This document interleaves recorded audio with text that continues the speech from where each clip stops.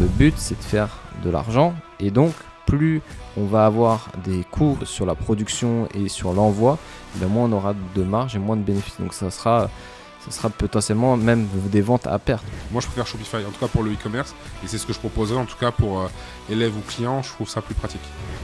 Tu te retrouves face à ça, si tu n'as pas de compétences, parce que tu as les compétences web, mais après derrière tu as les compétences gestion, derrière tu es mort. Il y a beaucoup de gens qui ont associé Shopify avec le dropshipping.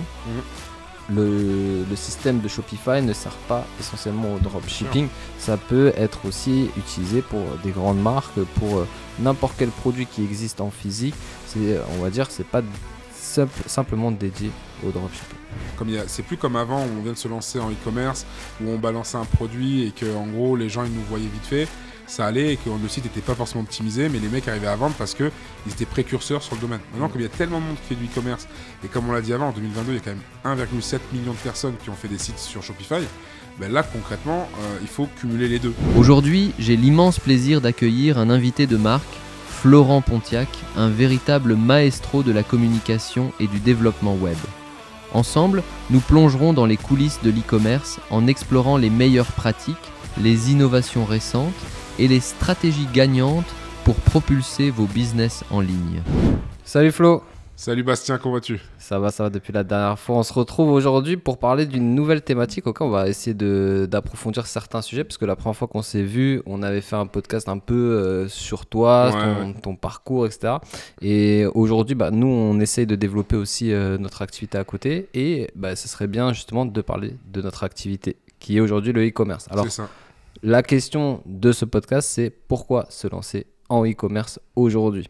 Alors, on va essayer de voir point par point. Avant de commencer, peut-être tu peux te représenter un petit peu à l'audience et je me représenterai. Ouais, donc rebonjour tout le monde. Donc, moi, je m'appelle Florent. Donc, je suis le fondateur de l'agence 360 qui s'appelle Speed Easycom, dans laquelle on est spécialisé dans tout ce qui est web design, web marketing, référencement naturel dans ce qu'on appelle le SEO, le SEA. En fait, vous l'aurez compris, c'est une agence à 360. On fait pas mal de choses là-dessus et on forme également tout simplement des personnes qui ont envie de changer de vie sur la thématique du e-commerce de proximité, tout ce qui est social selling ou tout simplement tout ce qui va être e-réputation. Voilà. Ok, parfait. Alors, on va essayer d'explorer un petit peu plus le e-commerce en règle générale. Ok. L'objectif, ça va être de déjà faire comprendre aux gens qu'est-ce qu'est le e-commerce et comment on peut se lancer aujourd'hui en e-commerce. Alors, je te laisse un peu parler à toi, ton avis. Qu'est-ce qu'est le e-commerce déjà ? Pour moi, le e-commerce, vu son nom l'indique, c'est tout simplement du commerce en ligne. D'accord. Et en fait, ce qui se passe, c'est que avec le Covid, le e-commerce a explosé et ça a permis à plein de personnes en fait de pouvoir développer des business en ligne et également des gens qui avaient des business physiques, comme par exemple des bijouteries ou même des gens qui étaient dans des centres de formation, des choses comme ça, de pouvoir en fait leur permettre de faire du e-commerce en ligne et leur permettre en fait de proposer leurs produits à vendre directement sur Internet sans passer par des boutiques, parce qu'on sait très bien que quand on a un magasin physique, la plupart du temps, on a des coûts, on a des frais. Comme par exemple les loyers, on a le fonds de commerce, on a beaucoup de choses à payer. Alors que quand on est en e-commerce, l'avantage c'est qu'on n'a strictement rien à payer, mis à part son hébergeur. Donc ça dépend ce qu'on choisit. Donc l'hébergeur ou tout simplement aussi la plateforme sur laquelle on va être stocké. Ok. Voilà. Du coup, c'est intéressant ce que tu dis parce qu'il y a plusieurs points déjà à souligner. C'est que après, le e-commerce ça existe quand même depuis le début d'Internet en vérité. Sauf qu'avant, bien sûr, il y avait beaucoup moins cet engouement autour du e-commerce. Les gens commandaient beaucoup moins en ligne parce que c'était pas une habitude. Et il y avait aussi ce problème de sécurité, je pense, par rapport notamment aux cartes de crédit, où au début du e-commerce, il y a eu beaucoup de piratage de cartes de crédit. Donc c'est ça, on va dire les bases du e-commerce. Ça a commencé à se développer dans les années 2000 et puis aujourd'hui, avant le Covid, il y avait quand même déjà beaucoup de transactions en ligne. Je pense en 2015. Je pense vraiment l'émergence du e-commerce, elle a commencé quand la plupart de la population avait un smartphone. De mon point de vue. Ça leur a permis de développer justement. Et de commencer à acheter plus facilement en ligne. Et ensuite, il y a eu cette phase de Covid où les gens, ils ont pris l'habitude, on va dire, de commander en ligne. Et ce qui a permis aussi à certaines personnes qui avaient des business physiques de se dire, ah ok, si demain je dois fermer, comment est-ce que je peux vendre mes produits ? Et donc, ils sont tournés vers la solution e-commerce. Tout à fait. Donc ça, c'est des points intéressants. Après, tu as parlé un peu de plateforme. Alors aujourd'hui, pour ceux qui ne connaissent pas forcément comment on peut se lancer en e-commerce, il y a peut-être encore des personnes qui ont des freins par rapport à ça parce qu'ils se disent il faut engager une agence web qui fasse le design, qui fasse l'architecture de mon site. Est-ce que tu penses qu'aujourd'hui en e-commerce, on a des alternatives à ça, à un développement web standard? En fait, donc, tous ceux qui veulent se lancer dans l'e-commerce, effectivement, comme tu l'as dit et tu l'as souligné, à la base, si on fait appel à une agence, ça peut coûter très très cher. Donc en fait, il y a eu des entreprises qui ont créé en fait ce qu'on appelle maintenant des systèmes no-code, comme par exemple Shopify, qui est pour moi le plus utilisé. Il me semble que j'ai vu un rapport qui disait qu'il y a plus de 1,7 million de personnes en 2022 qui ont utilisé en fait Shopify pour créer des e-commerce. Donc ce qui est plutôt énorme. Faut savoir que le no-code, c'est tout simplement, on n'a pas besoin de personne, d'accord, pour coder. On a juste besoin, en fait, d'avoir un compte en banque pour juste avoir le prélèvement de l'application, donc qui est, il me semble, de 29 € par mois. Shopify, ouais. Pour Shopify. Shopify a augmenté. Ils ont augmenté, mais j'ai vu que sur certains profils, ça a encore à 29 €. Et sinon, c'est 39 € effectivement depuis les nouvelles mises à jour qu'ils ont fait. Exactement. Mais ça dépend des profils. J'ai vu que c'est en fonction des clients. Moi, il y avait encore le 29 qui apparaissait. Mais je pense que ça doit dépendre du contrat qu'ils ont pris au tout départ. Mais en fait, l'avantage de Shopify, c'est qu'on peut tout interconnecter. Tout ce qui est, par exemple, les pixels, tout ce qui va être les analytics par rapport à Google Ads. Avant ça, il y a aussi tout ce qui est gestion de stock, gestion de commande, gestion client. En fait, c'est un mix pour ceux qui sont dans le commerce, qui nous écoutent aujourd'hui. C'est un peu un mix entre un CRM, un ERP et une boutique en ligne qui permet de... C'est un tout en un, c'est ça, c'est un tout en un, il y a tout dessus. Et j'ai vu aussi un autre rapport qui disait qu'il y a des sites quand même de certaines notoriétés qui utilisent ça, donc des célébrités comme Kylie Jenner, les Beckham, qui eux ont leurs sites qui sont faits sur Shopify. Il y a même des rappeurs connus comme Orelsan ou Medine qui eux-mêmes ont des magasins de vêtements qui sont sur Shopify. Donc ça prouve aussi que même certaines personnes qui ont une certaine notoriété utilisent Shopify pour développer leur business. Donc ça montre à quel point c'est assez facile à utiliser. Et ça montre aussi que quelqu'un qui est totalement novice, qui veut lancer son business dessus, sur Shopify, que ce soit un site pour le e-commerce donc traditionnel, ou sinon même le dropshipping ou autre, il peut en fait tout simplement utiliser cette navette-là. Okay. D'accord. On fera un petit point sur le drop tout à l'heure, mais ce qu'on pourrait souligner maintenant, c'est, tu as parlé d'abonnement, donc c'est une formule d'abonnement par mois, 39 €. Dans notre activité, on sait que... certaines personnes, potentiellement, ça peut être un frein, cet abonnement de 39 € par mois. Est-ce que tu peux me parler un peu des alternatives à ça pour lancer un site e-commerce? Parce qu'en fait, Shopify, bien sûr, comme tu as dit, c'est une plateforme tout en un qui est la plus facile et performante en même temps. Du système, Mais bien sûr, il y a des coûts à côté. Alors après, il faut analyser en termes de volume de vente, en termes de plein de choses, si ça reste intéressant ou pas de dépenser 39 € par mois.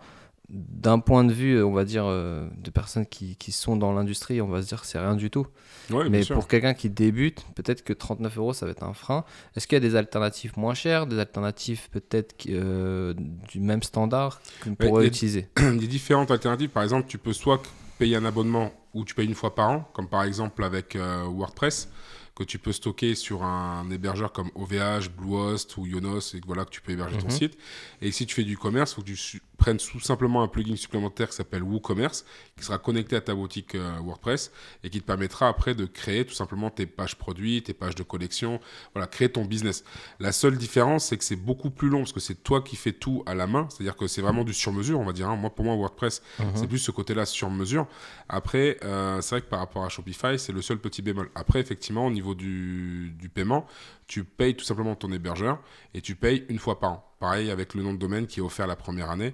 Tu as tout ça qui peut être pris en charge et c'est vraiment un investissement de départ. Mais après, tu as d'autres formules qui existent où tu peux avoir, où tu payes vraiment très peu cher et où tu as un investissement. Ça peut être par exemple Webflow ou Wix que tu peux utiliser. C'est pas peu cher, parce que Wix, en fait, par exemple, sur WordPress, par exemple, pour un peu détailler, WordPress, c'est la solution open source qui existe, sur laquelle on peut faire plein de sites internet. On peut faire des sites vitrines, on peut faire des sites e-commerce, on peut faire des sites un peu de tout horizon qui permettent aux gens d'avoir un visuel sur internet. Mais il faut un hébergeur web. C'est ça. Est-ce que tu as un average de coût à peu près? En termes de coût, si c'est sur OVH, je sais que la version Pro, elle est quand même à 94 € par an. Si tu es sur une version personnelle, il me semble que c'est 44 ou 48 €, un truc comme ça. Ouais. Et après, sur Bluehost, je sais plus trop. Parce que pour moi, comme j'ai tous mes clients là-dessus, je sais que j'ai payé, si je dis pas de bêtises, ça doit être à peu près sur ces eaux-là, 94 ou 100 € je crois. Ouais, en fait, il y a plusieurs formules. Après, si tu es sur un hébergeur où tu as un nombre... Parce que sur un hébergement, par exemple, sur la formule 89 €, il me semble que tu as le droit à 5 sites internet à peu près, et tu as un nombre limité de bases de données. En fait, quand on est sur WordPress, on est obligé d'avoir un hébergement et des bases de données pour héberger son site internet et mettre WordPress. Donc, en fait, il y a quand même quelques compétences à avoir quand on lance un site sur WordPress, parce qu'il faut comprendre ce truc de hébergement, de serveur FTP, de base de données SQL. Donc, il faut quand même avoir quelques bases on va dire, dans l'univers web. Bien sûr, ça s'apprend. Comme si vous nous suivez, vous avez vu qu'on a tous les deux un tutoriel qui parle de WordPress et qui peut vous aider justement à développer votre site, à choisir votre hébergeur, etc. Donc, je vous invite à aller sur le lien dans la description sur la chaîne de SpeedEasyCom ou sur ma chaîne. Comme ça, vous pouvez voir comment créer un site sur WordPress si ça vous intéresse, éventuellement. Et bien sûr, après, il y a un gros point sécurité qu'il faut, on va dire, paramétrer sur WordPress, qu'il ne faut pas forcément mettre en place quand on utilise Shopify. Tu as parlé de Wix Webflow. C'est ça.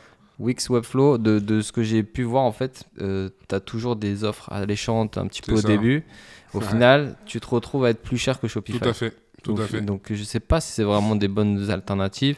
Tu as plein d'alternatives.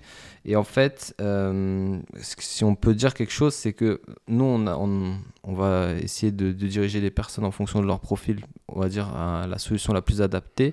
Mais c'est vrai qu'en général, les gens ils vont dire « ouais, c'est trop cher, ça, c'est pas bon et tout ». Mais au final, sur le long terme, on se rend compte qu'il faut mieux aller directement vers la solution la plus viable, même si ça coûte quelques euros en plus, plutôt que de se dire « ouais, je vais essayer de prendre quelques euros là et tout ». Et au final, on est perdant.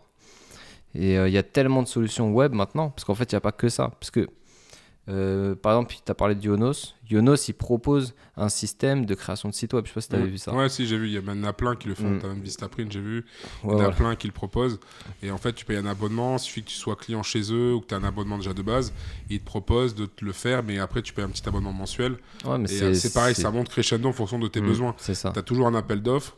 Mais ce que j'aime bien, je ne sais pas si tu as vu récemment, il y a Shopify qui a proposé, justement par rapport à ce problème-là, de proposer 1 € par mois pendant 3 mois. Ce qui veut dire que pendant 90 jours, en fait, en réalité, tu peux tester. Il n'y a pas vraiment d'engagement. Donc, ça veut dire que si demain, au bout des 90 jours, tu as fait 0 € ou tu n'as pas envie d'investir 39 € par mois, tu peux arrêter ta boutique. Et si tu veux lancer sur une autre thématique, tu reprends. Après, il y a une autre solution qui permet de créer sa boutique sans payer de suite pour tout mettre en place.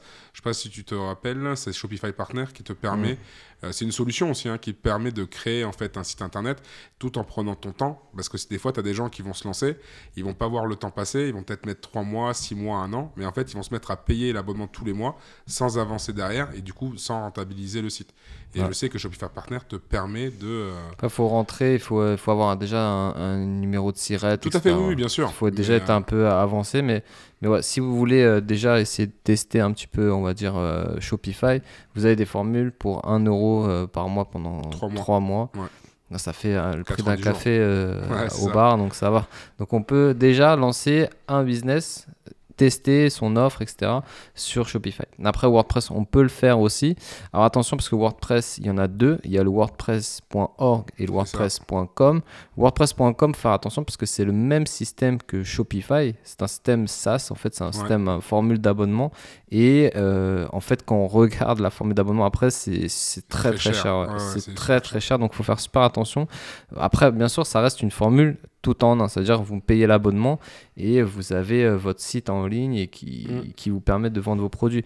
Mais c'est vrai que ça reste très cher et je pense que la meilleure solution, si on veut vraiment, on va dire, passer sur quelque chose de plus économique, même si c'est un peu plus dur à prendre en main, c'est WordPress. Alors après WordPress, c'est quelque chose qui nécessite, on va dire, de la maintenance, de la gestion parce qu'il y a des mises à jour récurremment, il y a des problèmes, des bugs. Moi, par exemple, il y a un plugin qu'on utilisait sur WordPress pour l'anecdote. C'est un plugin qui n'avait pas fait une mise à jour. Il y avait une faille et il y a un hacker qui a piraté plus d'1 million de sites. Et du coup, tu as tous les sites qui pouvaient plus être accessibles, où tu avais des virus, des redirections et des choses comme ça. Tu vois. Donc, c'est en plus avec un plugin que beaucoup de sites utilisent. Je le connais aussi, j'ai eu le même problème. Ouais, je peux pas te dire le nombre exact de sites qui ont été contaminés, mais c'est énorme. Et en fait, quand tu te retrouves face à ça, si tu n'as pas de compétences, parce que tu as les compétences web, mais après, derrière, tu as les compétences gestion. Et on va dire, si tu n'as pas de compétences sur les virus, sur la cybersécurité, bah derrière, t'es mort. T'es mort. Parce que le problème, c'est que ton site, il est contaminé. C'est-à-dire qu'il y a des gens qui rentrent sur ton site, ils se redirigent vers d'autres sites. En fait, c'est compliqué après. Donc, ça t'engage des frais annexes. Alors que quand tu es sur Shopify, en général, tu n'as pas ces problèmes. Ouais, c'est assez sécure. Pour avoir fait plusieurs boutiques sur Shopify, j'ai jamais eu ce problème-là de sécurité.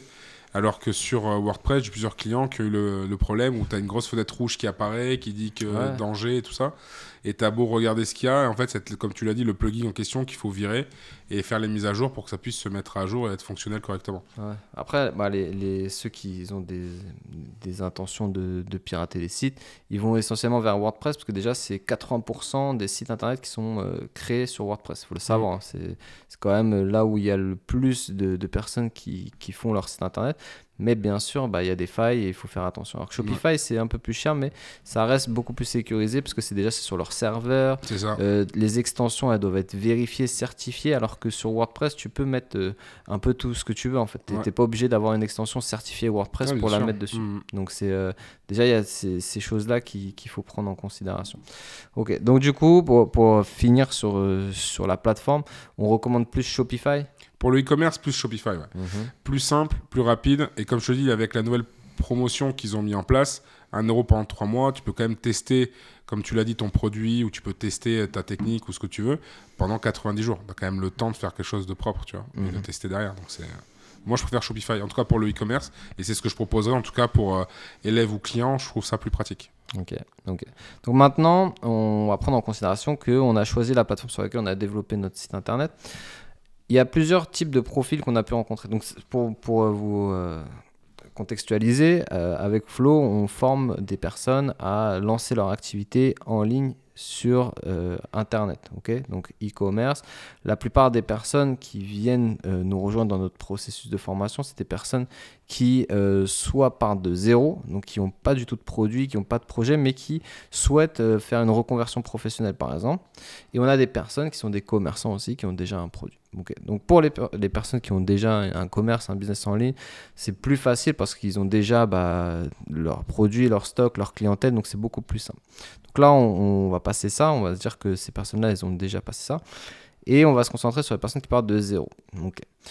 Tout à l'heure, tu as dit un mot drop, ok. C'est un mot un peu dangereux à dire, mais on va le dire. Okay. Ouais, ça, on n'a pas peur. Ouais, on est fous. On est des ouf, on n'a pas peur. Mais du coup, il y a plusieurs solutions pour se lancer, on va dire, en e-commerce. Il y a la solution de se dire, ok, moi, je veux me lancer on va reprendre l'exemple des bougies, parce qu'on en parle souvent. Je vais lancer une boutique de bougies. Je vais aller chez un fournisseur, je vais acheter 1000 produits, 1000 bougies, je vais les étiqueter, je vais faire un packaging, etc. Okay, donc ça, c'est on va dire la version standard du commerce qu'on peut digitaliser. Maintenant, on a la solution où on peut tester des produits sur notre boutique en ligne avec le système de dropshipping. Est-ce que tu peux expliquer déjà un peu c'est quoi le dropshipping pour ceux qui ne connaissent pas potentiellement? C'est assez populaire maintenant, on va le dire. Mais il y a peut-être encore des personnes qui Alors, je vais l'expliquer assez rapidement. Donc, le dropshipping, en fait, c'est tout simplement un client qui va aller sur ton site acheter un produit. Ce produit-là, après toi, tu vas tout simplement payer ton fournisseur pour qu'il l'envoie directement à ton client. Donc, en fait, ça veut dire que, par exemple, demain, tu as créé un site de bougies. Je vais aller sur ton site acheter la bougie. Toi, ensuite, via des applications qui sont intégrées à Shopify, tu vas le commander directement chez ton fournisseur. Ton fournisseur en question aura l'adresse de ton client, il aura tout. Il y aura déjà un packaging parce qu'en fait, l'avantage de Shopify quand on fait du drop, c'est qu'il y a un message qui est envoyé au fournisseur pour dire de ne pas mettre de publicité ou des choses comme ça.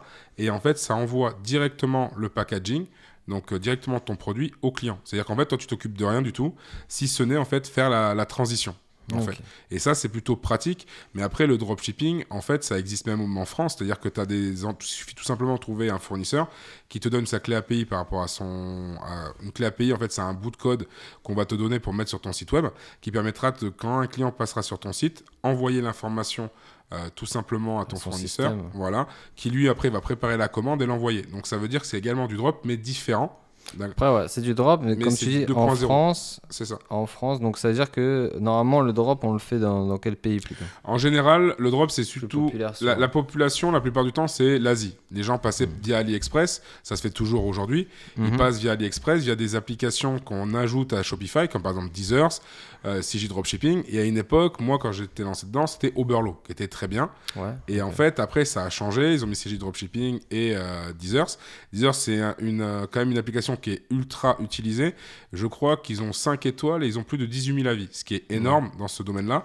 C'est l'outil le plus utilisé. Et en fait, il fait la transition grâce à un plugin qu'on intègre à Google Chrome. En fait, tout simplement, les produits qu'on a besoin sur AliExpress, on fait un clic et bim, ça envoie directement à la boutique sur Deezer, ce qui lui, après, l'envoie directement sur la boutique Shopify. Ça, c'est sur boutique Shopify. Après, ça, on peut le faire aussi sur WordPress maintenant. Ouais, tout à fait. J'ai vu que Deezer fonctionnait également sur WordPress.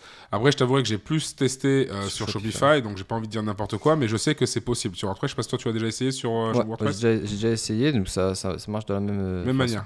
Façon. Alors, juste un point, il y a beaucoup de gens qui ont associé Shopify avec le dropshipping. Le système de Shopify ne sert pas essentiellement au dropshipping. Ça peut être aussi utilisé pour des grandes marques, pour n'importe quel produit qui existe en physique. On va dire, c'est pas simplement dédié au dropshipping. Donc ça, c'est vraiment un point qu'il faut dire, parce qu'on a souvent eu des gens en formation Shopify qui disent « Ouais, moi je vais faire du drop sur Shopify. De toute façon, Shopify, c'est pour faire le drop. » J'ai vu un article qui a parlé justement des grosses entreprises qui utilisaient par exemple Shopify. Par exemple, Kylie Jenner, qui a sa marque de cosmétiques, elle est sur Shopify. Le site des Lakers, donc de basket, pareil, également sur Shopify. Le site de Beckham et celui de sa femme, pareil, ils sont également sur Shopify. Donc en fait, c'est que, et comme tu l'as dit, c'est que c'est pas que pour du drop, c'est aussi pour des gens qui veulent faire du commerce, parce que comme le processus de création et que tout est interconnecté et qu'en termes de coûts, c'est pas énorme. Et on peut gérer les stocks également. On peut même gérer les boutiques physiques. Ça veut dire que je sais qu'il y a Decathlon aussi qui avait fait ça, où en fait, tu mettais les boutiques directement. Tu peux en mettre jusqu'à 1000 de boutiques. Et du coup, en fait, ça veut dire qu'une grosse entreprise prend, par exemple, le gros forfait, peut mettre, s'il a 50 boutiques, c'est 50 boutiques, les stocks exacts de chacune de ces boutiques. Et en temps réel, en allant sur l'application, il peut voir en fait toutes les stats de chacune des boutiques, laquelle performe le plus, laquelle le fait moins, les stocks qui restent à tel endroit pour l'envoyer. Tu vois, c'est vraiment très très très optimisé et c'est d'où le prix, parce qu'ils ont refait ça depuis les nouvelles mises à jour. Et en fait, maintenant, tu peux vraiment tout customiser. Et en fait, il y a un nouveau truc qui arrive sur Shopify avec la nouvelle mise à jour, c'est que tu peux faire des sites e-commerce. Tu peux faire les sites, comme on a dit, vitrines, donc de services. Tu vois, des gens comme nous qui veulent faire du web design, on peut le faire dessus avec les nouvelles mises à jour. Et on peut faire aussi du e-commerce traditionnel. C'est-à-dire pas forcément que du drop, tu peux faire le e-commerce traditionnel. Ouais, bien sûr. Voilà. Après, ça, c'est pas mal. C'est sûr que c'est pas spécialisé pour ça. Il y a eu beaucoup de promotions autour de ça parce que c'est facile à mettre en place. Donc du coup, on a vu que pour faire ce système de vente, pour se lancer, on pouvait utiliser des plateformes comme AliExpress qui nous permettaient de mettre en ligne des produits et de gérer en fait l'aspect communication. En gros, c'est ça, c'est gérer l'aspect design et communication et pas s'occuper du stock. Alors, il y a des avantages puisqu'on le voit, c'est facile et rapide puisque en fait, tu peux être chez toi en caleçon, faire ton site, mettre des produits en ligne que tu n'as jamais vus et les vendre. Alors maintenant, c'est quoi les désavantages d'utiliser ce système de drop ? Moi, perso, quand tu fais du drop, moi, ce que je préconise, c'est d'abord de vérifier les fournisseurs. Parce qu'effectivement, quand ça s'est lancé, je crois que c'était vers 2006-2008, je crois, quand ça s'est lancé, il y a eu du grand n'importe quoi qui a été fait. C'est pour ça que le dropshipping a été diabolisé et que les gens se méfient de ça et disent c'est une arnaque. En réalité, c'est que moi, quand j'éduque mes élèves, tout simplement, parce qu'on leur apprend à créer une boutique Shopify, mais pour le e-commerce 2.0, c'est-à-dire que s'ils ont envie de faire ce qu'on appelle du branding, c'est-à-dire une image de marque, ben en fait, on va leur apprendre à trouver les bons fournisseurs. D'accord ? Et au niveau des bons fournisseurs, on va leur dire de faire attention à tel ou tel paramètre pour leur permettre en fait de ne pas se faire avoir derrière. Regardez par exemple la quantité de stock sur tel ou tel produit. Regardez les délais de livraison qui sont importants. Le prix également. Et moi, ce que je conseille aux gens, c'est qu'avant de se lancer sur tel ou tel marché, c'est de commander le produit de tel ou tel fournisseur qu'ils ont choisi parce que ça nous permet de vérifier plusieurs paramètres, comme par exemple le délai de livraison. On peut regarder aussi la qualité du produit et la qualité du packaging.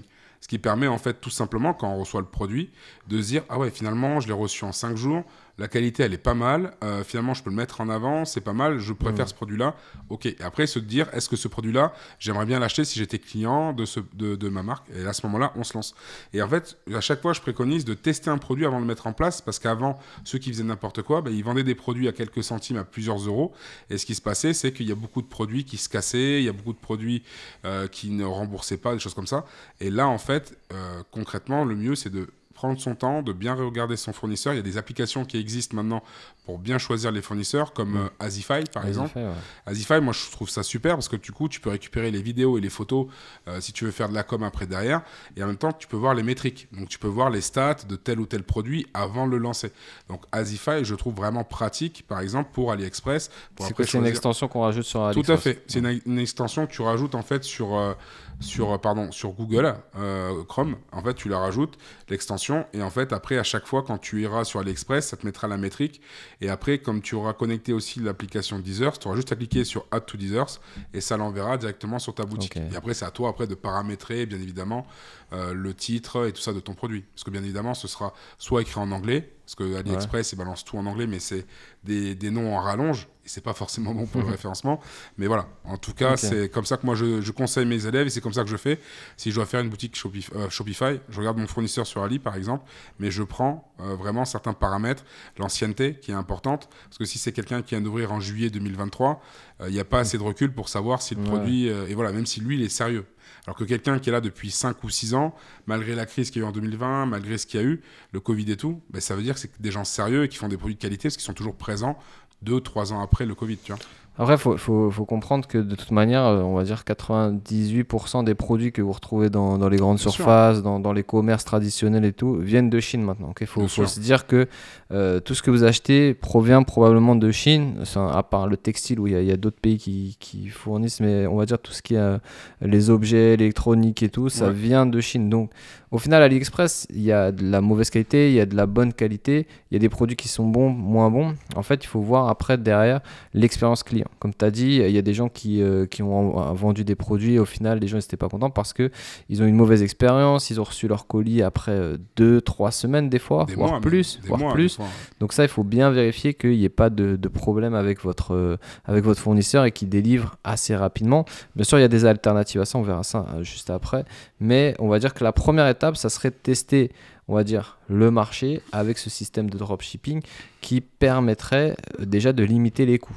Après, si vous êtes sûr à 100% de votre produit, de votre projet, bien sûr, vous pouvez lancer des stocks. Mais bien sûr, on sait que déjà, le stock, ça coûte cher à gérer parce qu'il faut l'entreposer quelque part. Après, au début, quand on commence, on peut le mettre dans une pièce, à moins que vous habitez dans une petite pièce, mais même... Prenons l'hypothèse que vous habitez dans un studio, si vous achetez 1000 bougies, peut-être potentiellement vous pouvez les mettre dans un coin. Mais bon, au bout d'un moment, vous ne pouvez plus. Et après, si vous les mettez dans des entrepôts, par exemple comme Amazon, ça coûte de l'argent. Donc il faut bien prendre en considération ça parce que après, bien sûr, le but, c'est de faire de l'argent. Et donc, plus on va avoir des coûts sur la production et sur l'envoi, moins on aura de marge et moins de bénéfices. Donc ça sera potentiellement même des ventes à perte parce que derrière, il faudra comptabiliser aussi tout le budget marketing que vous allez devoir mettre. Okay, donc c'est bien parce qu'au moins là, les personnes ils peuvent se prendre, on va dire, le bon du mauvais. Il y a du bon et du mauvais dans le drop. Pour moi, je pense que ça peut être un bon moyen de tester un marché, un produit et même après développer, on va dire, peut-être un univers autour d'un produit, un storytelling. Il me semble qu'il y a plusieurs marques maintenant qui sont développées grâce au dropshipping. Je pense à La Gargouille, par exemple. Je ne sais pas si tu connais. Si, je connais. Je crois que c'est La Gargouille, c'est les petites boules de lavage, il me semble. C'est ça. C'est des boules de lavage et en fait, eux, ce qu'ils ont fait, c'est si vous allez sur AliExpress, vous avez le même produit. Ok. La Gargouille, c'est quoi ? C'est un univers, c'est un storytelling, c'est une cible bien prédéfinie avec derrière une cause, c'est-à-dire mettre en avant une cause. Et donc, en fait, eux, ils sont partis d'un produit standard et ils ont créé tout un univers. Et c'est là la valeur ajoutée. Et c'est pour ça que les personnes peuvent acheter 20 fois le prix initial de l'usine parce que derrière il y a tout un univers et les gens ils achètent plus un univers qu'un produit en général. De toute façon, l'humain achète toujours par émotion. C'est ça. Ouais. Donc voilà, donc ça c'est, on va dire, pour les personnes qui veulent débuter sans avoir, on va dire, déjà une idée, c'est de se lancer. Après, moi ce que je conseille, c'est de se lancer dans un univers qui nous intéresse. Tout à fait. Parce que quand j'ai vu des personnes des hommes de 35 ans plutôt portés vers le football qui me disent ouais, je vais lancer des cils pour femmes. Des fois, on se dit ouais, ça peut marcher. Ça peut marcher, ça peut marcher s'ils ont vraiment le truc commercial, parce qu'ils vont vraiment faire que de la vente. Mais derrière, ça va pas marcher sur le long terme, parce que les gens ils vont se désintéresser. Oui, c'est ça. En fait, il faut aller sur une niche qui déjà nous plaît, comme ça on peut s'investir vraiment. C'est ça. Ouais. Qu'un truc qui est juste éphémère et qui va pas durer, quoi. Ok. Donc maintenant, en termes de coûts, on a vu qu'on peut se lancer soit avec du stock, etc., ou soit on peut se lancer avec le dropshipping. Est-ce que tu aurais une fourchette à peu près pour les gens, un budget à peu près sur lequel tu conseilles d'investir pour se lancer en e-commerce? C'est-à-dire pour la publicité, tu veux dire? Non, pas encore. Okay. Avant la publicité. Voilà, pour l'instant, on n'a pas le budget juste par rapport à la création de site. Par exemple, tu pourras nous dire combien ça coûte de créer un site tout seul, tu vois, parce qu'il y a certains trucs. Et après, tu peux dire, voilà, si tu veux lancer vraiment un projet, parce que là, on repart sur la généralité, on prend plus l'exemple que de drop, on va reprendre tout le monde, ok. Si par exemple, j'ai un commerçant demain qui dit, ok, c'est intéressant d'ouvrir une boutique Shopify, mais moi, ça m'intéresse d'avoir la gestion des commandes et tout, mais tout ce qui est développement, ça m'intéresse pas. Donc, je vais le déléguer à quelqu'un qui va me le faire. Donc, voilà. Donc, ça, il faut prendre la généralité. Imagine-toi que je te dis, voilà, j'aimerais bien développer un site e-commerce. Qu'est-ce que je peux faire? Soit je développe tout seul, j'ai tant à payer, je dois acheter un thème, je dois pas acheter un thème, ou alors je passe par une agence, combien ça me coûterait? Et après, derrière, en coût plugin, peut-être qu'il y a des extensions que tu peux donner qui sont indispensables, comme Elementor si tu dis WordPress. Bien sûr. Mais après, tout va dépendre. Si on part sur Shopify, ce qui est cool, c'est que dès le départ, en fait, si tu n'as pas un budget monstre, ça doit te coûter une 40aine d'euros par mois, tout simplement, l'abonnement mensuel. D'accord. Dans l'abonnement mensuel, en fait, il est intégré donc l'hébergeur. Tu vas avoir tu vas encore rajouter entre 15 et 20 euros pour acheter le nom de domaine. Parce qu'il faut acheter le nom de domaine. Donc, expliquez un peu c'est quoi le nom de domaine. Alors le nom de domaine, c'est par exemple quand on va sur Google et qu'on tape Nike.fr. Par exemple, tu tapes Nike et en fait l'URL en haut qu'on aura, par exemple, c'est Nike.fr ou .com. C'est le nom de domaine. En gros, c'est le nom de ta marque ou de ta boutique. C'est ce que les gens vont taper sur Internet pour te retrouver. D'accord. Par exemple, moi, SpeedEasyCom, les gens tapent SpeedEasyCom sur Google, automatiquement, ils me retrouveront, ils cliquent dessus, ils accèdent à mon site web. D'accord. Pareil, s'ils vont sur un site e-commerce comme Nike, comme Azos ou n'importe, les gens ont juste à taper ça sur Google et c'est ça qu'on appelle un nom de domaine. C'est en fait le nom de ta marque, le nom de ta boutique. Et en fait, certains CMS comme WordPress ou Shopify, ça va être gratuit ou payant. Donc, concernant Shopify, c'est payant, donc on paye un supplément et le supplément qu'on va payer, ça va être en fait en fonction de si c'est un .fr, un .com, un .io et ainsi de suite. Et à ce moment-là, ça va coûter 19, ça peut coûter entre 14, il me semble, et 21 ou 25 euros le nom de domaine. Ça dépend de l'extension, en fait, .com, .fr. C'est ça dépend de ça. Après, mis à part ça, en termes de coût, on va dire que le template que tu vas utiliser, donc un template, c'est tout simplement un modèle qui est déjà ossaturé pour créer ton site internet. Donc, par exemple, sur Shopify, tu en as 12 qui sont gratuits. D'accord. Les plus utilisés, celui qui te met par défaut, c'est un qui s'appelle Down, qui est plutôt pas mal. Et ensuite, on a Craft, Sense, voilà, il y en a plein. Thèmes gratuits. Voilà, de thèmes gratuits. Maintenant, si tu veux des thèmes payants, il y a des thèmes français qui sont utilisés qui coûtent un certain prix, comme Speedfly, Fastline, qui coûtent 187 euros, je crois. Mais par contre, si tu pars sur ceux que Shopify va te proposer, ça peut monter jusqu'à plus de $350 pour un thème. Donc, ce qu'il y a, c'est que en gros, si tu veux te lancer, tu as juste besoin finalement de tes 39 euros par mois pour l'abonnement, payer une fois les 15 ou les 25 euros pour le nom de domaine parce qu'en fait tu le payes une fois par an, d'accord. Et après c'est un renouvellement automatique, mais sinon mensuellement, si on compte pas le nom de domaine, on l'enlève, tu as juste à payer les 39 euros d'abonnement. Et tout le reste s'autogère. Bien évidemment, comme tu l'as dit, tu peux rajouter des plugins. Il y a des plugins gratuits, des plugins payants. Il y a des plugins qui te permettent de tester certaines choses. Par exemple, pour mettre des avis clients, pour mettre un petit robot, un chatbot, pour les systèmes de mail, même si de base Shopify en plus ont fait une mise à jour, je pense que tu étais au courant, mais on peut rajouter 10 000 mails alors qu'avant c'était que 1000. Là on est passé à 10 000 et c'est 10 000 par mois, donc ce qui est plutôt pas mal. Surtout quand tu te lances, tu vois, parce que plutôt que d'aller sur Klaviyo où tu dois payer après un abonnement en fonction. Parce que Klaviyo c'est 500 emails. Ouais, c'est ça. T'as 500. Après, t'avais d'autres. J'en ai essayé plein, mais en gros, Klaviyo, après, à un moment donné, tu dois payer en fonction du nombre de personnes que t'as et d'emails que tu vas envoyer. Ouais. Ça peut monter à des milliers d'euros. Moi, j'ai vu un client, il avait une base de données d'1 million de mails et on a calculé qu'il lui fallait minimum 10 millions d'emails envoyés par mois parce qu'en fait, ça fait à peine que 10 emails par personne sur, tu vois. Et en fait, en calculant, ça faisait plus de 6 000 euros. On lui a dit, ça vaut pas forcément le coup. Ouais. Mais après, il a pris une autre méthode. Mais voilà, il y a des applications qui peuvent être gratuites qu'on peut mettre en place pour créer des pop-up, pour créer des alertes sur les pages produits. Bref, c'est vrai que pour ça, Shopify, c'est du Lego. C'est que tu arrives, tu customises, c'est plutôt simple. Bien évidemment, c'est bien de se faire accompagner pour ne pas faire d'erreurs par rapport à certaines choses à mettre en place. Mais c'est vrai que de base, c'est plutôt pas mal. Après, ça peut te coûter un petit peu plus cher si on part sur sur WordPress, pardon. Et au niveau de WordPress, tu vas payer ton hébergeur. Donc, comme on l'a dit, ça peut varier en fonction de ce que tu veux faire. Ça peut aller d'une quarantaine d'euros à plus de 90 euros parce que tu as le Pro, mais tu as plusieurs versions de Pro. Tout dépend, bien évidemment, si tu fais du e-commerce ou pas. Parce que si tu fais du e-commerce, comme tu l'as si bien dit, il faut quand même avoir de la place au niveau de l'hébergeur pour pouvoir stocker, que ce soit les photos, que ce soit les données, voilà, la data. D'accord. Après, tu rajoutes des page builders, donc comme Elementor. Elementor, il me semble que c'est passé à 59 euros. Ouais, le premier prix. Ouais. Voilà, le premier prix est à 59 euros. On a droit à un site. Après, je crois qu'il y a 99 pour 3 sites. Après, il y a 299. Je crois que tu as 25 sites. Ouais. Et après, 1000 euros, ouais, ça, c'est 999, mais tu en as 1000, je crois. C'est un truc comme ça. Ouais, ça vaut le coup, mais ça, c'est plutôt pour les grosses agences. Mais quand tu te lances, en fait, tu dois payer un peu plus, quand même, je trouve, sur. Après, même si c'est pour l'année, mais l'instant T, quand tu arrives, on part du principe qu'on veut créer un truc e-commerce. Donc, on part sur un site e-commerce. Donc, on va prendre, par exemple, OVH. Donc, le Pro, il est à 94 euros, le forfait d'hébergement. Ouais. Ensuite, derrière, le nom de domaine, bon, ce qui est cool, c'est qu'il est offert la première année. Ensuite, derrière, tu dois prendre Elementor Pro. Donc, Elementor, bon, tu l'as gratuit, mais forcément, quand tu l'as en Pro, ça débloquera beaucoup de choses, même par rapport à WooCommerce, quand tu vas l'ajouter. Donc, le plugin e-commerce. C'est indispensable. C'est ça. Et ça, tu rajoutes 59 euros. Donc, en gros, on arrondit à 60 et on arrondit à 100. Donc, tu dois 160 euros, en gros, d'un côté. Et donc après, il faut rajouter le thème. Parce que sur WordPress, il faut savoir que les thèmes gratuits ne sont pas top. Non, ils ne sont pas ouf du tout. Donc, il faut mieux avoir un thème payant qui coûte 60 euros, entre 60 et 80 euros. Après, tu peux le trouver sur des plateformes, sur Evento Element, tu peux le trouver. Et toi, tu en as une autre plateforme ThemeForest, moi je dis. ThemeForest, ouais. ThemeForest, c'est. En fait, ThemeForest, c'est là où tu as tous les templates vraiment de sites.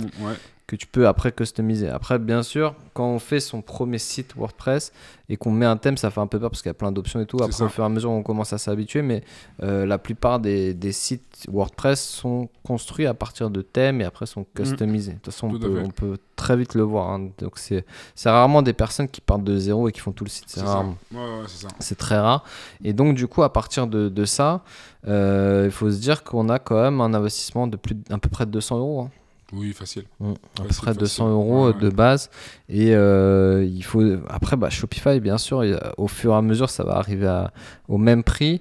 Mais toi, sur Shopify, juste un truc, tu conseilles de partir sur un thème gratuit ou payant de base? Si tu n'as pas beaucoup de moyens, tu peux partir sur un thème gratuit. Donc, parce qu'en fait, tu peux vraiment le customiser comme tu as envie. Tu as même des photos si tu n'as pas des photos de produits par rapport aux bougies. Shopify a des photos en fait libres de droit qui te permet d'avoir pour pouvoir customiser ton site au mieux, tu vois. Mais moi perso, partir au début sur un gratuit et dès que tu commences à avoir les finances, partir sur un payant, parce que l'avantage des payants, c'est qu'en gros, tu peux mettre des pop-up supplémentaires, tu peux choisir les couleurs carrément pour tout ton site, des couleurs totalement différentes, customiser chaque produit différemment, chaque page différemment. Tu vas avoir des choses qui vont se mettre en place assez facilement, des bannières actives qui vont faire défiler, des trucs pour les fêtes de Noël. Voilà, il y a beaucoup de choses qui se mettent en place, qui ont déjà été codées et qui te permettent d'aller plus loin. Moi, celui que j'utilise, c'est Speedfly, qui est plutôt pas mal.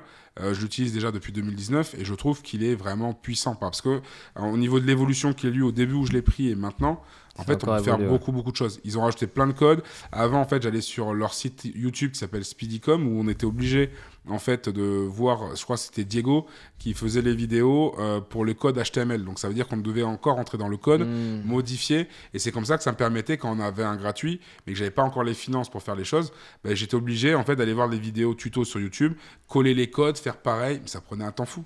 Parce qu'en fait, toi, à la base, tu codes pas. Tu débarques, tu veux créer ton site web, tu es un débutant. Pour toi, c'est du chinois. Et du coup, tu fais du copier-coller, mais Des fois, tu loupes une ligne, c'est la galère. Mais là, tu dis, mais putain, qu'est-ce que j'ai fait? Heureusement, ce qu'il faut faire tout le temps sur Shopify te permet de sauvegarder avant de toucher au code.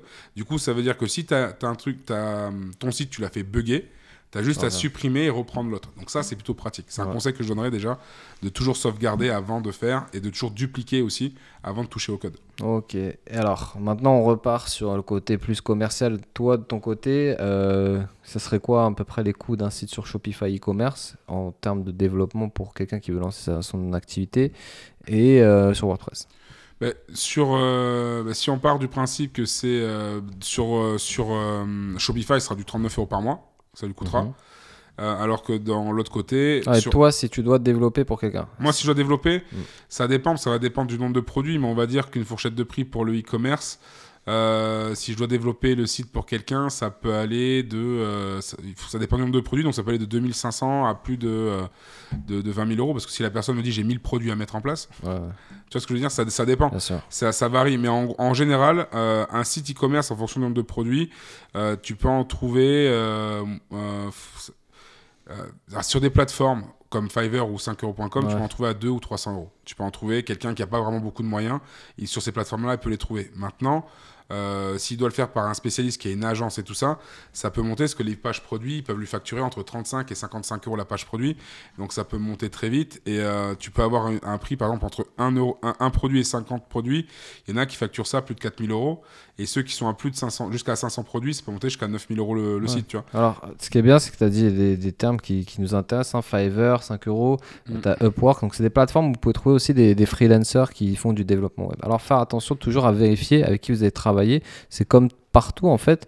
Les personnes qui chargent des montants très faibles, il faut comprendre déjà pourquoi ils chargent ces montants. Est-ce que quelqu'un qui travaille pour 200 € et qui fait 40 heures de travail, par exemple, est-ce qu'il est rentable? Non, je pense pas. Donc il faut comprendre déjà, on va dire, avec qui vous travaillez. Et la plupart des personnes qui nous contactent aussi sont des personnes qui ont travaillé avec des personnes qui ont payé un montant, genre, par exemple 600 €, 1000 € le site. Et derrière, ils se retrouvent sans SAV, sans personne pour les assister sur la formation, comment gérer le back-office. Et des sites qui sont pas très bien développés, avec des bugs, avec pas de plugins vraiment adaptés, des pages qui sont pas adaptées SEO. Donc quand vous travaillez avec des professionnels comme nous, par exemple, il faut vous dire que nous, déjà, on a un background sur le développement web. On travaille essentiellement avec des infrastructures et l'arborescence des sites de manière professionnelle. Donc, on ne va pas vous faire des choses qui sont, on va dire, un peu bâclées. On va travailler vraiment sur l'architecture des pages, voir s'ils sont responsives et aussi les adapter pour que vos pages soient référencées sur les moteurs de recherche de manière optimisée déjà de base. Alors que les gens qui vous proposent des sites pas chers, en général, c'est pas inclus. Donc après, ils vont vous faire des ventes additionnelles, etc. Donc, en fait, on va pas dire qu'ils font du mauvais travail parce que je suis sûr qu'il y a des personnes qui travaillent, on va dire, qui sont dans d'autres pays que la France, par exemple, qui ont moins de charges que nous. Mais bien sûr, ils travaillent différemment. Donc, il faudra bien faire attention. Moi, j'ai déjà travaillé avec pas mal de freelance puisqu'on a déjà outsourcé différents services et on a déjà eu des très, très bonnes expériences. Donc, c'est pour ça qu'il ne faut pas dire que tout le monde est mauvais, mais il faut faire attention et contrôler la qualité derrière. Donc ça, faire attention et aussi voir la formation parce que nous, dans nos packages, on vous offre aussi des heures de formation derrière pour vous aider à continuer à déjà travailler sur votre site internet parce que quand vous avez un site e-commerce, il faut derrière gérer les stocks, gérer les commandes, voir quand vos clients et donc il faut comprendre comment le système il marche. Donc pour nous, c'est aussi un élément à vous donner parce que si vous êtes là, on vous donne le site et derrière vous ne savez pas comment gérer vos commandes, vous allez recevoir des commandes et vous ne allez pas savoir comment faire. Tout à fait. C'est ça. Donc ça, c'est aussi à prendre en considération quand vous allez choisir avec qui vous allez travailler. Donc nous, bien sûr, on vous propose différents services dans les agences sur lesquelles on est positionné, mais après, il faut bien sûr voir l'après et dans la continuité, puisqu'un site internet, c'est pas on le fait une fois et on s'arrête. Bien sûr, le site internet, il faut travailler tout le temps dessus, travailler le référencement, retravailler les pages produits, rajouter des produits. Donc, il y a quand même une gestion à faire. Les gens, ils pensent qu'ils font leur site internet, puis c'est fini. On touche à plus rien. Et c'est pour ça que des fois, on va sur des sites et on se retrouve sur des sites des années 2000 qui ne sont pas encore adaptés au mobile. Et les gens, ils ont complètement abandonné le truc. Mais c'est ça qui est dommage. Donc c'est à mettre en avant. C'est à mettre en avant parce que c'est indispensable de continuellement mettre à jour son site, revoir le design, comprendre qu'est-ce qui se fait à l'heure actuelle. Et en général, un site internet, il faut le remettre à jour tous les 2-3 ans maximum. Ouais. Après, bien sûr, si vous êtes vraiment sur l'acquisition digitale et que vous travaillez sur l'UI UX et que vous voulez avoir des performances, il y a des personnes qui changent leur site internet tous les jours. Ils font des modifs, ils font des testings, ils changent des couleurs. Par exemple, Amazon a changé je ne sais plus combien de milliers de fois son bouton. Je crois que c'est 4 ou 5 000 fois pour avoir la bonne couleur, le bon bouton. Sur le bouton ajouter, acheter au panier, Et cette couleur, ce design, cette taille et tout ça, je crois que c'était ça. Donc c'est Amazon, il a engagé des ingénieurs pour dire, voilà, travailler sur l'optimisation du taux de conversion. Et les ingénieurs, ils ont défini que telle couleur, après 5000 tests, était la bonne couleur pour leur marketplace et pour que le taux de conversion soit plus favorable que sur une autre couleur. C'est vraiment un travail de fond. Bien sûr, un indépendant, par exemple, ne va pas engager des gens pour faire ça. Bien sûr. Il ne va pas comprendre ça. Après, bien sûr, il y a des... On va dire, il y a pas des normes, mais on va dire qu'il y a une généralité qui s'est faite avec la couleur, par exemple sur le bouton d'achat plutôt vert ou orange. Donc on va essayer de jouer là-dessus, mais on va dire que dans la continuité, des sites comme Apple, Nike, des grosses entreprises payent des personnes juste pour regarder le site et essayer de l'optimiser et essayer d'augmenter les ventes et augmenter le parcours client. Parce qu'il faut comprendre qu'un site e-commerce, c'est aussi un parcours client. C'est-à-dire que les gens ils rentrent sur le site comme dans une boutique physique, sauf qu'il n'y a personne pour les aider, pour les guider. Ouais, il y a ça, il y a ça. Donc il faut optimiser déjà l'expérience client sur le site internet, que ça soit facile à aller voir les produits, facile à aller sur les collections, retrouver la page d'accueil facilement, trouver une page contact facilement, avoir un chatbot ou même un live chat, pas forcément un chatbot, pour avoir essentiellement un contact avec quelqu'un. Ça peut permettre de convertir en voiture. Tout à fait, parce qu'il va poser des questions, il va voir que c'est un humain qui est derrière, qu'on prend en considération sa demande, et après tu pourras convertir plus aisément. Ça évite les paniers abandonnés. Exact. Donc là on est un peu sur ça, les extensions. Quelles sont les extensions à ton avis indispensables sur un site e-commerce ? Je pense qu'il faut une extension... Pour tout ce qui est e-commerce, je pense qu'il faudrait mettre en place, par exemple, le plugin là, qui est pour les pixels, Facebook et Instagram. Ça, c'est important, ça nous permet de savoir qui a cliqué à quel moment. Moi, j'utilise une autre application qui est sympa pour tout ce qui est pop-up, pour récupérer les données. C'est Automisly. Je ne sais pas si tu connais déjà. Moi, j'utilise Privy. Privy ? Ouais, j'ai déjà testé aussi. Après, il y a tellement d'applications qu'après, c'est chacun sa sensibilité, tout simplement. Moi, je sais que j'aime bien Automisly. J'avais testé Klaviyo pour les mails parce que je l'ai trouvé plus fun que ceux que Shopify proposait. Mais finalement, un mail, même maintenant, Shopify peut te permettre de faire beaucoup de choses. Si tu as les bonnes photos que tu mets, le texte et tout ça. Sur Shopify Mail, en fait, surtout quand on se lance. Faut se dire, voilà, on a parlé de coûts. Faut essayer aussi après de réduire les coûts parce que c'est 39 € l'abonnement, mais certaines applications, après, vous avez des formules additionnelles. Donc, il va falloir prendre en considération que de 39, vous allez pouvoir passer potentiellement à 100, 120 €, 150 € par mois. Donc, faut dire. Après, il faut toujours comparer à un commerce physique, on va dire, et se dire qu'un loyer, ça vaut pas 150 €. Tout à fait. Alors, en plus, si vous voulez être au centre-ville et tout, alors là, c'est tout de suite des prix bien plus importants. Il faut payer un fonds de commerce, etc. Donc, bien sûr, faire attention à ça. Il ne faut pas se dire que c'est 39 € de lancer comme ça. C'est 39 € pour lancer un business et après, derrière, mettre des plugins additionnels pour optimiser son site et augmenter son volume de vente, en fait. C'est ça, surtout qu'il y a beaucoup de plugins gratuits qu'on peut mettre en place, mais même déjà sans vraiment plugin de base, tu peux faire beaucoup de choses. Après, c'est toi et ton imagination, comment tu vas le customiser. Parce que regarde, tu as un système de paiement qui sont interconnectés. Donc moi, j'utilise Stripe, maintenant ils ont créé Shopify Payment. Je ne sais pas si tu as vu, maintenant ils ont fait le paiement en une page. Donc ça, c'était ouf parce qu'à l'époque, je ne sais pas si tu te souviens, on avait Dropitem qui existait. Et moi, j'ai utilisé CheckoutX. Il y avait CheckoutX également, où on était obligé de mettre des systèmes de code, c'était assez chiant.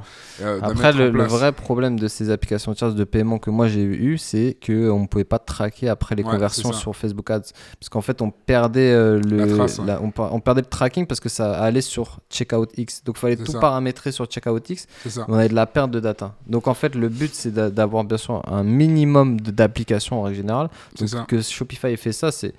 Après, je pense que ça devait faire 3 ans qu'ils auraient dû le faire, mais ils ont pris un peu de temps, ils se sont dit ah non, on va pas leur mettre alors que tout le monde le réclamait. C'est ça, tout le monde le réclamait, parce que ça permet d'éviter les pertes, et c'est vrai qu'on s'est aperçu que quand la checkout X ou drop item, moi quand j'avais le checkout en une page, j'avais plus de conversion que quand c'était en 3-4 pages. Et c'est vrai que ce qu'ils ont mis là, c'était plutôt pas mal. Et d'où le fait qu'ils ont augmenté aussi leur prix, parce qu'il y a beaucoup de choses qui ont été mises en place qui permettent d'optimiser le site. Et honnêtement, pour quelqu'un qui se lance, t'as quasiment rien à rajouter en fait. Tu peux rajouter des trucs plus tard. Par exemple, les gens qui veulent faire du print of demand, donc c'est-à-dire créer leur marque de vêtements ou de chaussures. T'as des applications. Moi, par exemple, j'utilise Printful où tu peux tout créer dessus. Et Printful, en fait, c'est juste une application que tu interconnectes et comme Deezers en fait pour AliExpress. Mais là, t'as des produits qui viennent d'Europe. Par exemple, tu veux faire des pulls en coton, 100% coton bio, tu peux le faire, tu mets dessus ton logo, tu mets ton design, et bim, ça envoie. Et ça fonctionne comme le drop, c'est-à-dire qu'en gros, ton client passe sur ton site, il te commande le produit, toi, tu commandes à ton fournisseur, ça peut être même automatisé, ça se fait tout seul, et lui, il s'occupe de l'envoi. Tu vois. Et ça, le Printful, moi, je trouve ça super cool pour quelqu'un qui, en fait, n'a pas forcément les sous d'acheter des grands stocks de vêtements, mais qui veut vendre des vêtements. Les produits, tu vas les payer, les t-shirts, par exemple, entre 4 et 6 euros. Donc après, tu peux vendre ton t-shirt à 15 euros derrière pour faire ton projet. Mais en tout cas, voilà, quelqu'un qui veut lancer une marque de vêtements, quelqu'un qui veut lancer des bougies ou n'importe quoi, on peut tout faire avec Shopify, sans forcément payer de supplément. Parce que le fait de passer par ces applications tierces, tu payes aucun supplément en soi. Tu peux le faire pour avoir des trucs optimisés comme les avis clients, les choses comme ça. Mais de base, si tu n'as pas forcément les moyens, tu peux faire comme ça.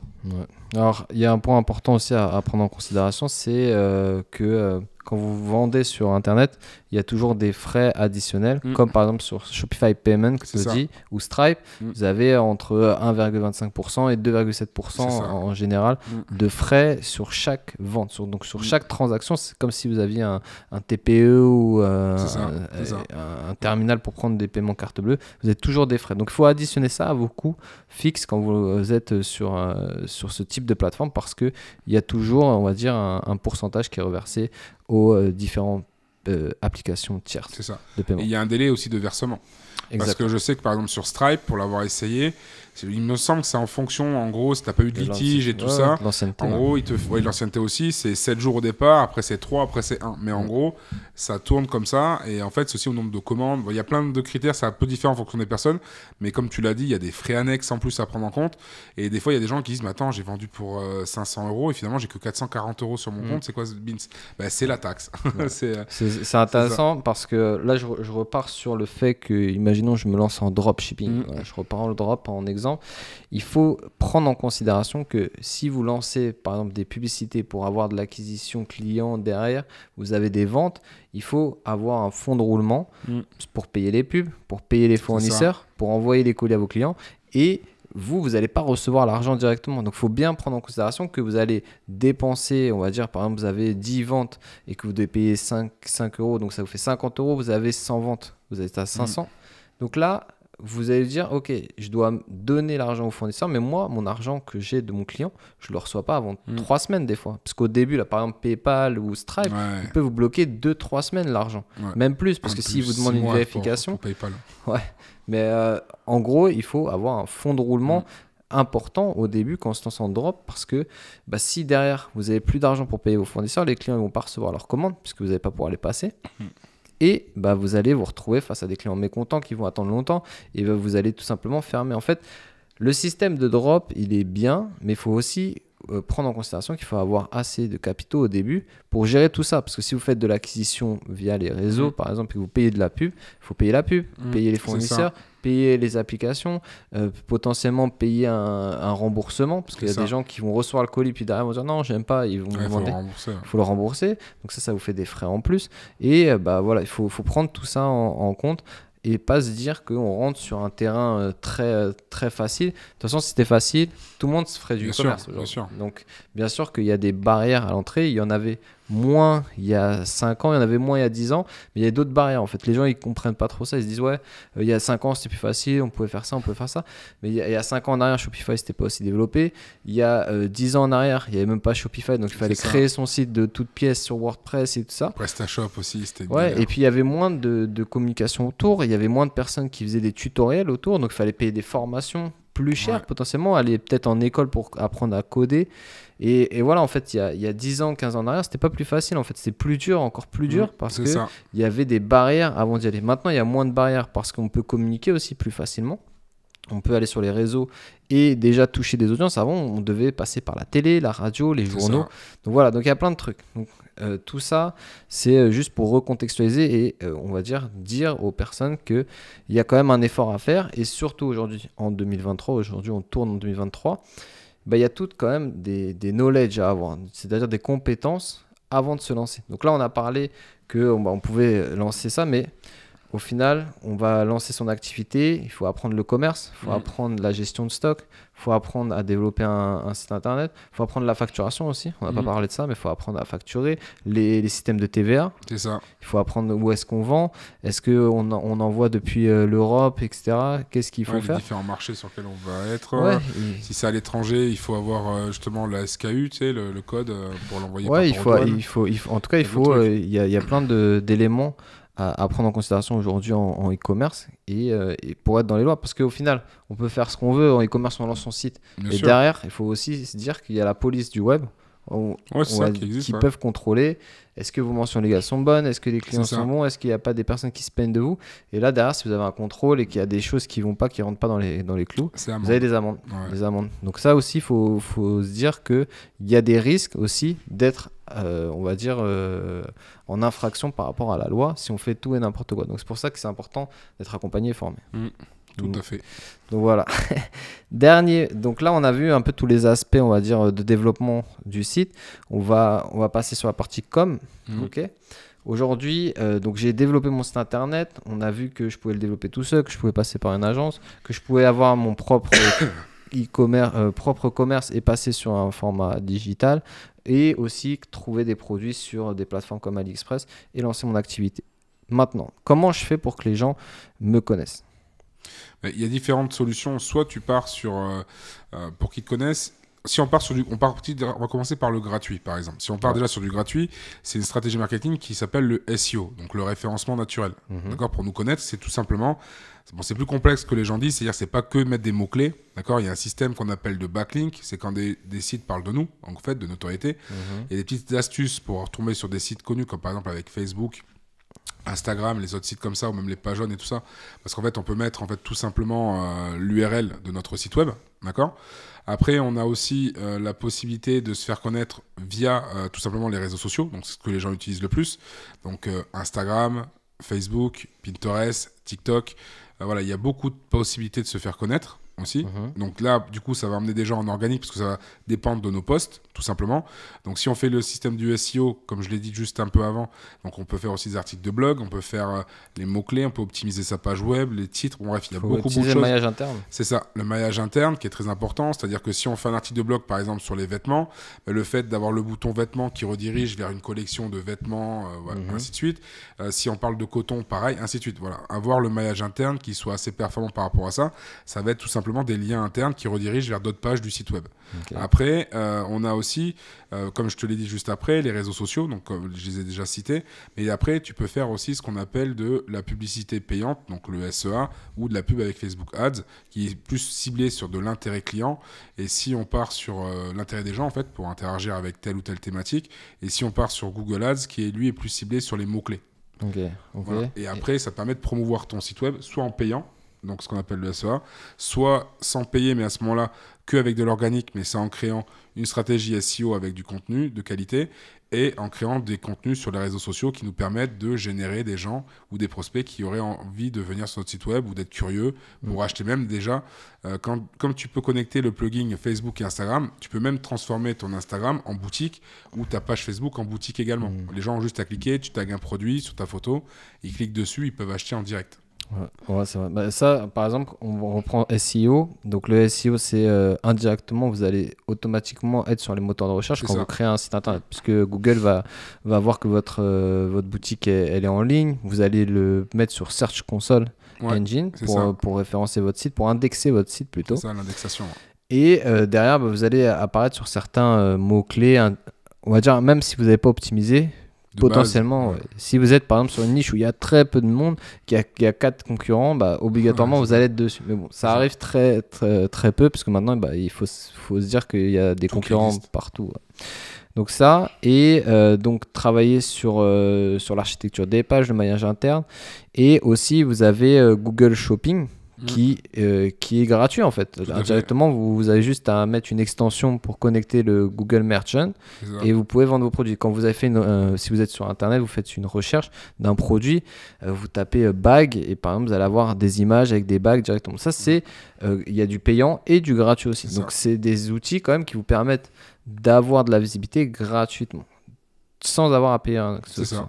Donc après on peut passer ça, on va dire que c'est initialement ce que on fait, mais bon, on peut l'optimiser et augmenter. Bien sûr, il faut se dire qu'une stratégie SEO, c'est 6 mois, 1 an minimum. Ouais, c'est ça. Pour être bien référencé, on va dire pour commencer à apparaître sur la première page. Sauf si tu fusionnes les deux stratégies. Là, ça va un peu plus vite. Ouais. Si tu as bien fait ton site en SEO et que tu fusionnes avec le SEA, tu fusionnes les deux.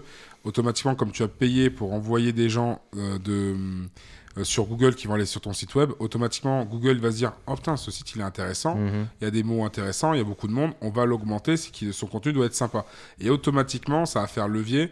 Et en fait, après, à force, tu vas avoir de plus en plus de monde, tes articles de blog vont être référencés, ton site va être référencé, mais bien évidemment, tu vas payer.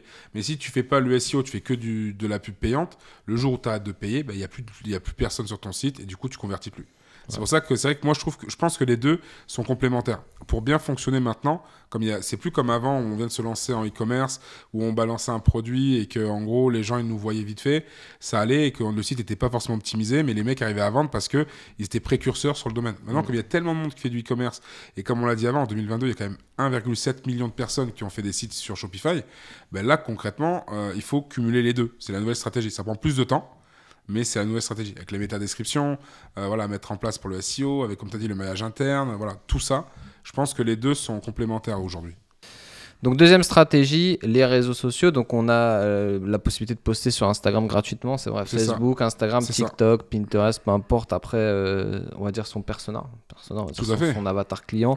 On va dire que peut-être que sur TikTok, on aura un autre type de public que sur Pinterest. Pinterest, ça reste un moteur de recherche aujourd'hui pour moi, en plus qu'un réseau social, parce que quand vous tapez par exemple décoration Noël, vous allez tomber directement sur des pages de Pinterest. Si vous faites des tests, vous allez voir que Pinterest arrive souvent en premier. Donc il y a pas mal de gens qui ont développé des sites e-commerce essentiellement sur Pinterest.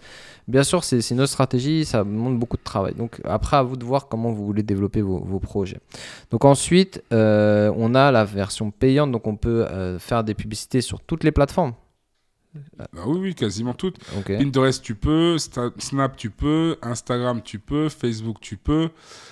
TikTok tu peux et après je me demande même si sur Discord, Telegram, machin tu peux pas le faire. Je sais pas, ça j'avoue que j'ai pas essayé, mais sur les trucs que tout le monde utilise tu peux le faire. Donc les réseaux sociaux, ce qu'il faut savoir, c'est que les réseaux sociaux et Google, leur business model, c'est la publicité. C'est-à-dire que ils sont rémunérés par les annonceurs publicitaires. Donc si Google existe aujourd'hui, c'est grâce à Google AdWords et les personnes qui payent pour être, on va dire, en premier résultat des moteurs de recherche. Et pour vous dire, sur certains mots-clés, je pense que sur bijouterie, bague de mariage par exemple, il y a des clics qui peuvent coûter jusqu'à 50-100 euros. Ah oui. Parce qu'en fait, il faut voir derrière le retour, puisqu'une bague de mariage, potentiellement, c'est entre 1000 et 2000 euros. Donc ils se disent, je suis prêt à payer 100 euros en fait pour avoir un client. Okay. Et en fait, Google, il sait à partir du moment où vous êtes prêt à payer un montant, de vous donner des visiteurs qualifiés quand même. Donc voilà. Donc après, bien sûr, il faut connaître, il faut comprendre ces plateformes. Les plateformes comme Facebook, Instagram sont la même, mais par exemple Pinterest et TikTok, Snapchat marchent un peu sur le même principe de conversion avec différents objectifs de campagne.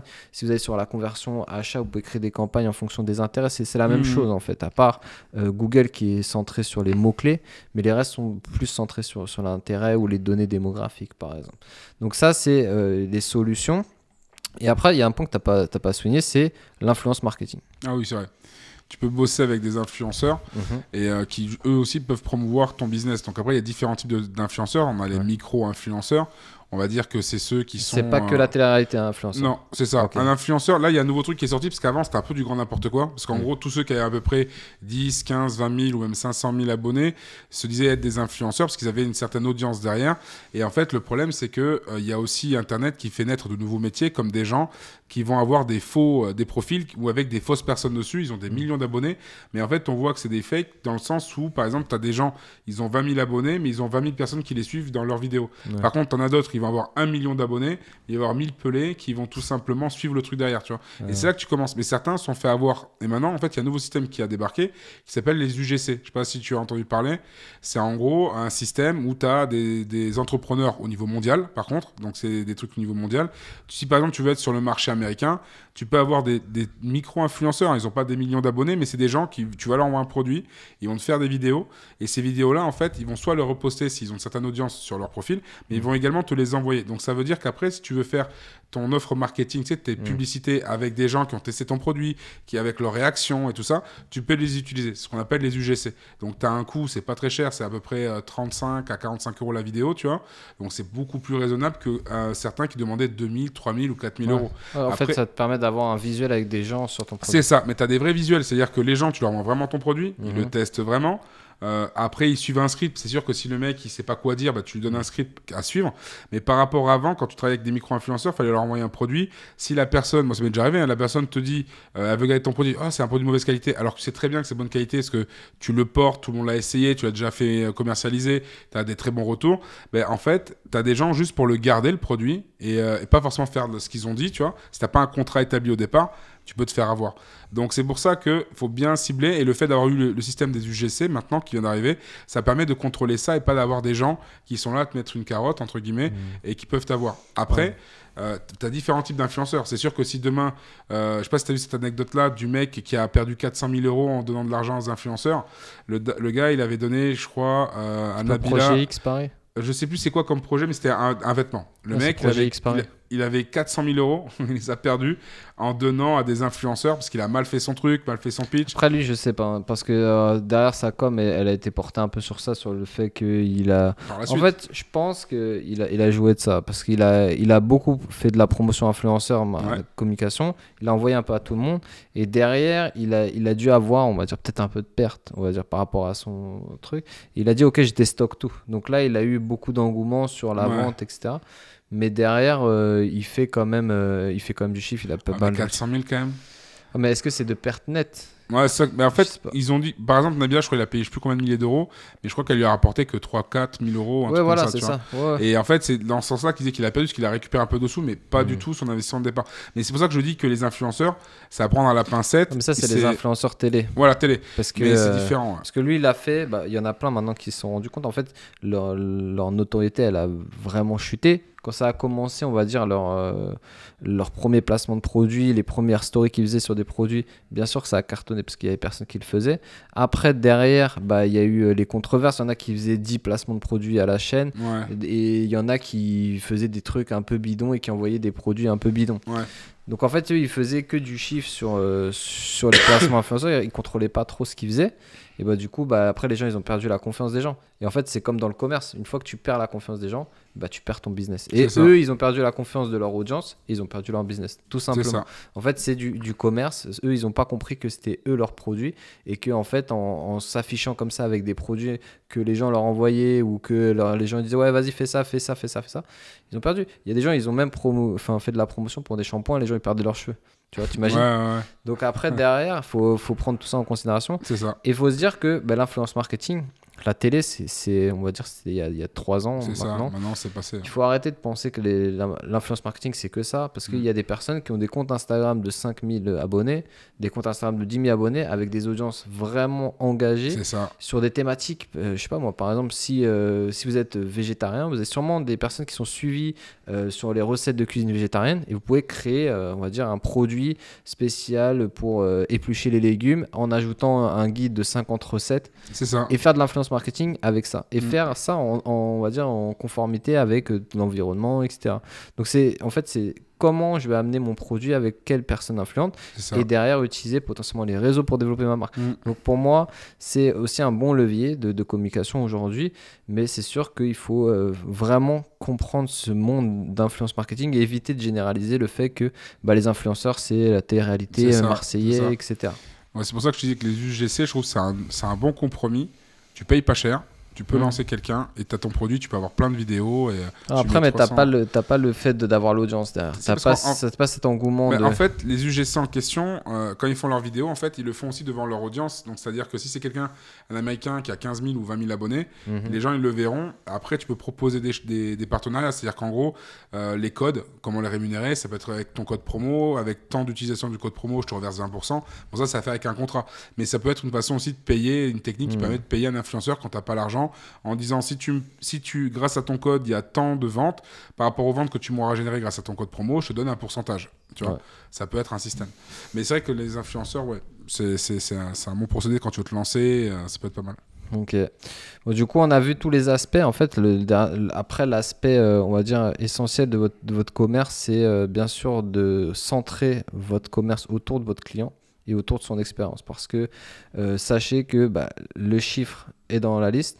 C'est ça. Donc, si vous voulez faire de l'argent, il va falloir chouchouter vos clients et derrière, leur proposer des upsells, leur proposer des produits complémentaires, peut-être des formules d'abonnement pour augmenter le panier moyen et réduire vos coûts d'acquisition. Parce qu'il faut savoir qu'un client que vous payez 20 € aujourd'hui, il faut voir son LTV, donc sa lifetime value sur le long terme, par rapport à vos dépenses marketing à son panier moyen. Donc tout ça, c'est des éléments que il faut comprendre, apprendre, et c'est, on va dire, l'essence même du commerce et surtout du e-commerce aujourd'hui, parce qu'on a toutes ces données qui nous permettent après derrière de, on va dire, analyser et comprendre déjà l'expérience client, comprendre comment le client achète chez nous et combien il achète chez nous pour optimiser ça et mettre en place après toutes sortes d'opérations marketing. Faut pas se dire j'ai un produit, j'ai un truc qui marche bien et c'est tout. En fait, c'est un travail à 100% et la plupart des gens ils se lancent un peu comme ça, tac tac, je vais faire ça le soir de 22h à 23h et je vais faire 10 000 € par jour. Ouais, c'est ça. Ils ne voient pas tous les aspects du e-commerce, donc c'était super intéressant d'échanger aujourd'hui, je pense, par rapport à ça et montrer aux gens justement tous les points importants du e-commerce, parce que nous on travaille déjà moi ça fait depuis 2017 que je travaille là-dessus. Et toi, ça fait combien de temps ? 2019. Donc, ça fait déjà un bon background, tu vois. On arrive à comprendre tous ces aspects. On a eu pas mal d'échanges avec des commerçants, e-commerçants, des personnes qui souhaitent se lancer, des personnes qui ont déjà des business à plusieurs milliers d'euros par mois, par jour. Et donc, ça nous permet de voir tous les aspects et de comprendre tous les profils, on va dire, de personnes. Donc, c'est pour ça que c'est intéressant pour vous qui nous écoutez de voir ça et d'entendre ça de personnes qui sont dedans. Parce qu'il y a la plupart des personnes qui vont vous parler, oui, il y a ça, oui, j'ai vu ça sur YouTube, non. Ils ne connaissent pas vraiment, en fait, dans les détails, tous ces aspects-là. C'est ça. Donc c'était essentiel pour nous de refaire une émission, se concentrer là-dessus parce que comme je vous l'ai dit, nous on accompagne des centaines de personnes tous les mois et on a toujours les mêmes questions, toujours les mêmes points d'interrogation, toujours les mêmes on va dire personnes qui arrivent conquérants. Bon alors moi j'ai vu ça, je pense que ça le massage de la nuque là, je vais cartonner, je vais faire 100 000 € là, la première année. Et finalement, il fait peanuts et il coule au bout de quelques semaines. C'est dommage parce qu'en fait, il y a toujours des choses à faire. Bien sûr, moi, j'en ai déjà vu même ces derniers temps, j'en avais vu dans le métro des masseurs comme ça. J'ai eu des personnes qui avaient lancé des produits similaires qui n'ont pas marché, des personnes qui ont lancé des produits qui vendaient à perte parce qu'au bout d'un moment, ils dépensaient trop d'argent, ils se disaient pas qu'est-ce qui va pas, ma pub, etc. Ils n'avaient pas en fait les compétences pour analyser. Donc ça, c'est aussi un knowledge à avoir, c'est l'analyse et comprendre derrière qu'est-ce qui marche pas et travailler là-dessus. Est-ce que tu as un mot de fin pour aujourd'hui ? J'ai pas d'autres mots de fin. Après, peut-être une des questions qu'on aura au préalable, je pense qu'ils auraient peut-être parlé budget, pub, qu'est-ce qu'on préconise et tout ça. En budget pub, de toute façon, par rapport à Facebook, quand on avait parlé avec eux et tout, ils préconisaient, avec l'engouement qu'il y a eu en 2020, de mettre à peu près un budget de 50 € par jour. Ça fait une somme, mais il ne faut pas oublier que c'est un système d'enchères, la publicité. Donc, si concrètement, tu veux mettre que 5 € par jour ou 10 € par jour, il ne faut pas oublier que si tu mets 10 € par jour et on dit que l'enchère elle est à 50 centimes, donc le clic, admettons, est à 50 centimes, tu vas faire à peine que 20 clients sur ton site. Donc, forcément, tu ne vas pas forcément convertir. Et en gros, le budget précommandé par Facebook, c'était de mettre 50 € à peu près par jour. Ça fait certes une somme, Mais comme tu l'as dit aussi, c'est que par rapport à quelqu'un qui va acheter un fonds de commerce et tout ça, c'est que dalle. Certes, c'est une somme, hein, mais ce que je veux dire, c'est que soit tu trouves d'autres stratégies avec du contenu gratuit, le SEO et tout ça, mais ça prend du temps. Le fait d'en parler autour de toi, le fait de promouvoir ton site web, le fait d'en parler à chaque fois, créer une chaîne YouTube, bref, il y a différentes façons de parler de son site, avec l'e-réputation, de la mettre en place et tout ça. Mais ce qu'il y a, c'est que le budget à mettre en place, de base, moi je pense que 50 € en e-commerce, c'est la base. Tu vois. Après, il y en a qui vont un peu te mettre, allez, 30 €, mais en tout cas, il ne faut pas oublier que c'est un système d'enchères. Donc, moins tu mets, moins tu auras de présence. Plus tu mets d'argent, plus tu en as. Après, il faut bien cibler, bien évidemment. Mais de base, je pense que c'est important de savoir qu'il faut mettre un certain budget quand même. Ouais, il faut comprendre son persona, parce que j'ai vu des gens qui disaient ouais, TikTok, c'est mieux maintenant, Pinterest, c'est le meilleur. Ah ouais, il faut aller là, il faut aller là. En fait, il y a des gens qui travaillent que sur Facebook, des gens qui travaillent que sur Google et qui marchent très bien, sont juste centrés. Il faut pas aller, on va dire, courir après le petit objet brillant de la trend actuelle. C'est sûr que TikTok, il y a des choses à faire, mais il faut comprendre la plateforme, comprendre l'audience, comprendre le système d'achat, qu'est-ce qui se vend, qu'est-ce qui se vend pas sur TikTok.